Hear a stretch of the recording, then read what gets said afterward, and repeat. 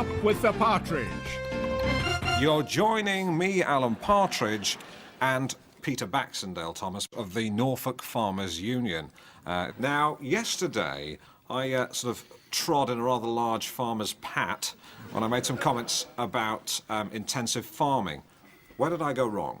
Well, I think your comments were ill-founded. They were deeply ignorant. They showed a complete lack of understanding of modern agricultural methods and simply served to highlight the sort of intense stupidity that farmers encounter from armchair pundits who forget to think before they open their mouth. But with a full and frank apology that you're about to give us this morning, I'm sure you can dig yourself out of this rather ugly hole. Yeah. Sorry. Have you got any requests? Anyone you want to say hello to, or...? Look, I'm just trying to say that when you make ignorant comments like you did the other day, you serve simply to alarm the public and to inflame the farmers, which is exactly what you've done. Why don't you just apologise and make it nice and simple? Thought that'd fool you. You could talk the hind legs off a donkey. But your donkeys are probably born without hind legs because of all the chemicals you put in their chips. Alan, I don't have donkeys, and even if I did, I wouldn't feed them chips. This is exactly the sort of rubbish you came up with the other day when you talked about putting a spine in a bap. I admit that was a mistake. I shouldn't have said bap. Well, good. Well, that's a start. Well, no, I should have said baguette, because a spinal column would fit in a baguette. Listen, you've upset half the farmers in this community. You seem to alienate everybody you come across, including, I gather, your wife, which is why you end up living like some bloody tramp in a lay-by. It's a travel tavern. I don't care what you call your sordid little grief hole. It makes no difference to me. The fact is that an awful lot of my colleagues... Yeah, farmyard animals, yeah. You're talking about my friends. Yeah, I've probably got more friends than you've got cows. This is ridiculous. How many cows have you got? I've got 100 cows. Yeah, I've got 104 friends. I don't see what this is going to gain you. Why don't you just issue a frank and full retraction of what you said, and you get yourself out of a lot of silly bother? Yeah, you are a big posh sod with plums in your mouth. I don't think it's got anything to do with class. And the plums have mutated and they've got beaks. Beaks? Yes, beaks. Have you got any more of this, or do you want to stop at quacking plums? No. You make pigs smoke. I want to know where you think you earn the right to go swanning off on these ludicrous swans. You feed beef burgers to swans. Do I? Yes, you do. All right, well, perhaps you can tell me what's wrong with feeding beef burgers to swans. Oh, what? Well, if you fill a swan's stomach up with beef burgers, it's full of fat, it'll float better. That's why we do it. Really? No, you complete cretin. I'm just contributing to this total farce. What else are you going to accuse me of? I'll tell you what. What? You farmers, you don't like outsiders, do you? Like to stick to your own? What do you mean by that? I've seen the big-eared boys on farms. For goodness sake, don't resort to... If you see a lovely field with a family having a picnic, and there's a nice pond in it, you fill in the pond with concrete, you plough the family into the field, you blow up the tree and use the leaves to make a dress for your wife, who is also your brother.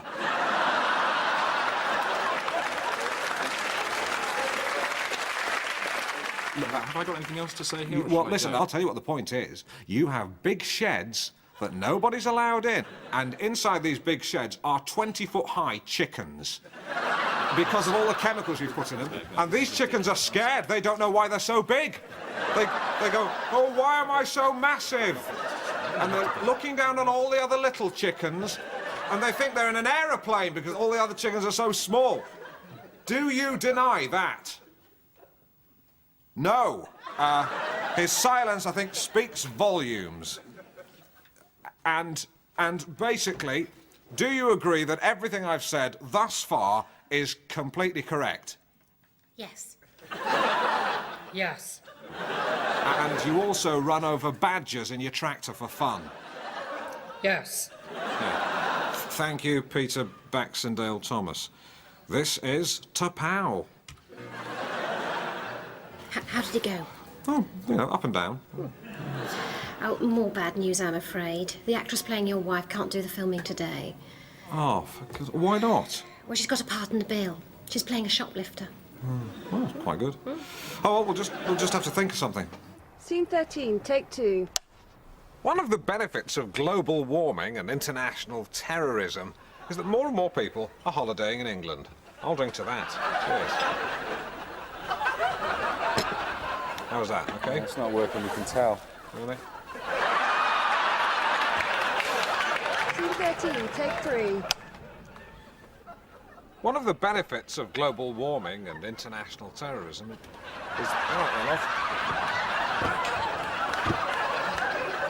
that... No, cut it. Action! Absolutely. The Norfolk Broads offers the true peace and tranquility of the English countryside. 1,000,000 miles from the urban decay of the Manchester Ship Canal and the pot-smoking, whore-ridden waterways of Amsterdam.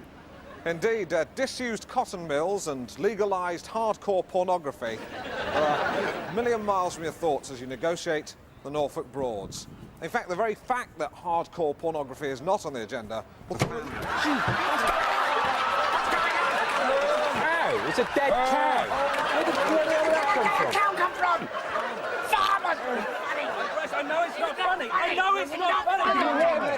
I'm trapped under a cow. All right, he's okay. Look, get the cow off the boat, please. I'm not okay. Get the cow off the boat! I'm not okay. Get the cow off the boat! Oh, it smells. I can feel an udder on my leg. Call Cliff Thorburn now, please. Cliff Thorburn is not primarily a presenter. He is a ex-snooker player and is an unknown quantity. Yeah, but he's not under a cow. So book a holiday with Hamilton's. Walk away to have a good time. Cheers. Cut. Okay, stick him in the ambulance. Lovely. Great. Well done. Cheers, Alan. Thank you. Thanks, Alan. Good luck with the edit.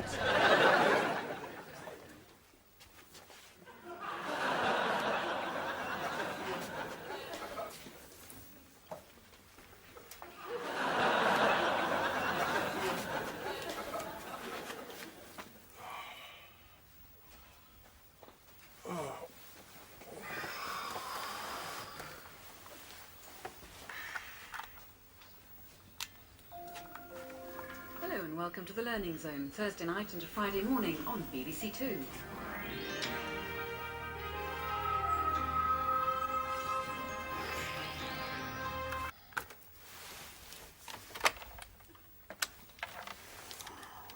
Hello, is that reception?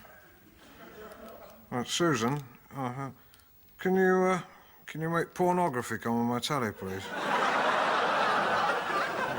Oh, that's very nice of you. Oh, thank you.